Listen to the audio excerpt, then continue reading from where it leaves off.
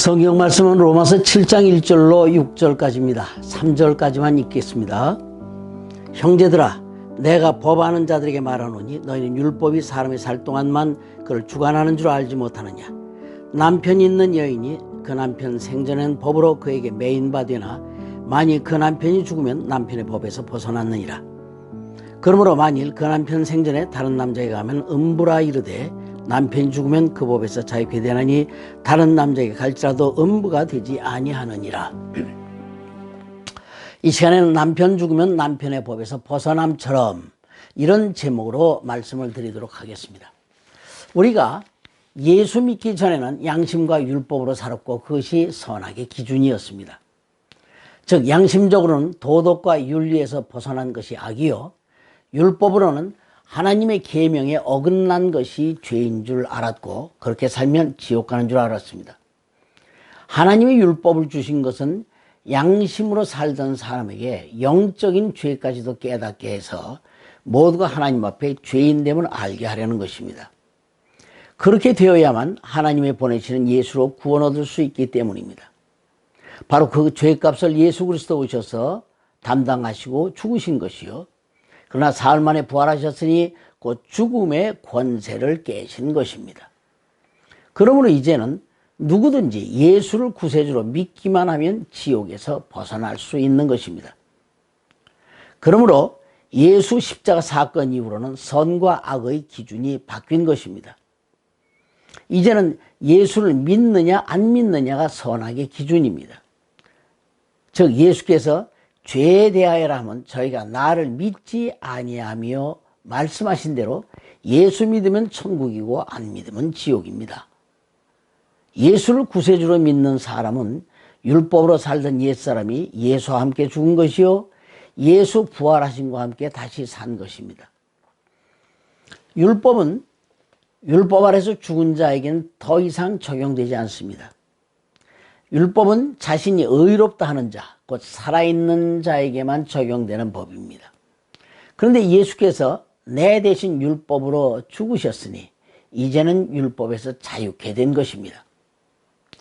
예수 죽으실 때 양심과 율법으로 살던 이스라엘과 이방인들의 죄가 그와 함께 죽은 것입니다. 이전에 매여 살던 양심과 율법을 비유로 하면 남편이라고 하는 것입니다.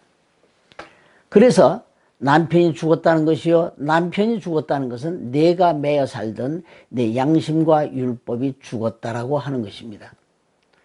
그런데 다시 양심과 율법에 찔려 산다면 그것은 다시 옛 남편에게 돌아가는 것이요, 그 결과는 사망이라고 하는 것입니다. 그러므로 예수 믿는 사람은 양심에 대해서는 철판 깔고 살아야 됩니다.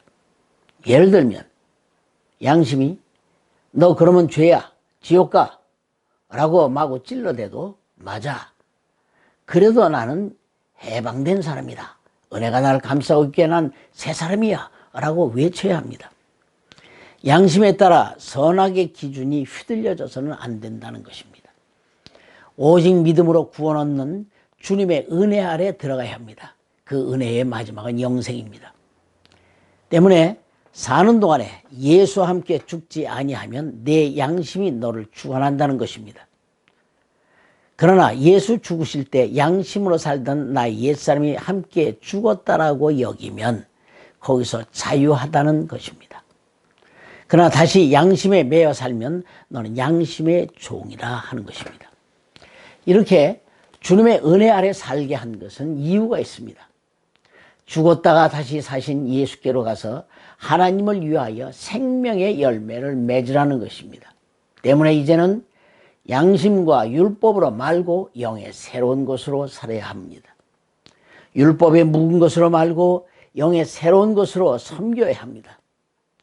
즉 율법 아래서는 먹고 마시고 입고 어떤 나를 지키는 것 등에 일일이 제약받고 살았습니다.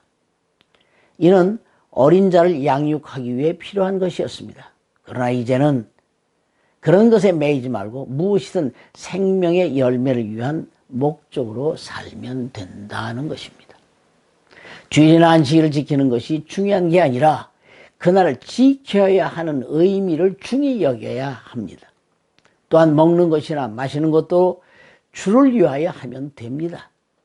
어쩌다가 율법에 금한 것을 먹거나 마시면 자기 양심에 찔려서 어찌할꼬 나는 어떤 사람이 안 되는 사람인가라고 하면서 자책을 하는데 그럴 필요가 없습니다. 골로새서 2장 16절에는 먹고 마시는 것과 절기나 월상이나 안식을 예하여 누구든지 너를 편론하지 못하게 하라 라고 했습니다. 주일날 예배에 참석하지 못하고 어디를 갔어도 그것이 영혼을 구하기 위한 목적이라면 괜찮다는 것입니다. 먹든지 마시든지 주를 위하여 살면 주일이지 꼭 주일만 주일이라고 한다면 아직도 너는 율법에 묶여 사는 자라고 하는 것입니다.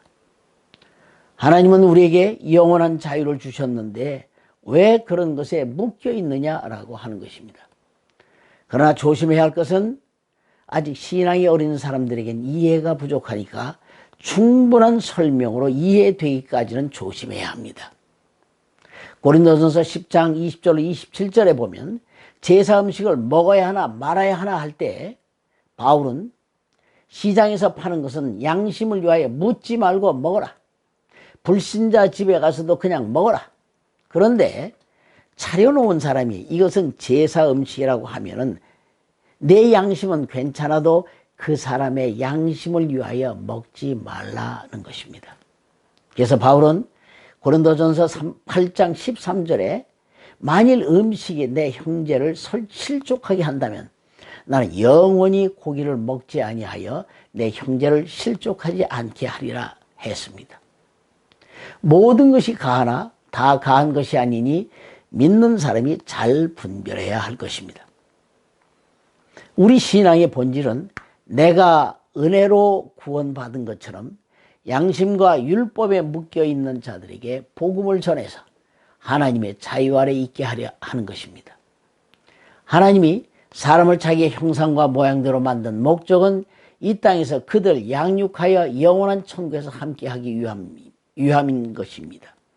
그래서 세상의 모든 것은 사람을 위한 것이고 또한 사람은 하나님을 위하여 창조된 존재입니다. 그런데 인간을 미혹한 마귀로 말미암아 이 길이 막혔습니다. 그래서 하나님이 창세전에 독생자 예수 그리스도 안에서 구원을 예정하신 것입니다.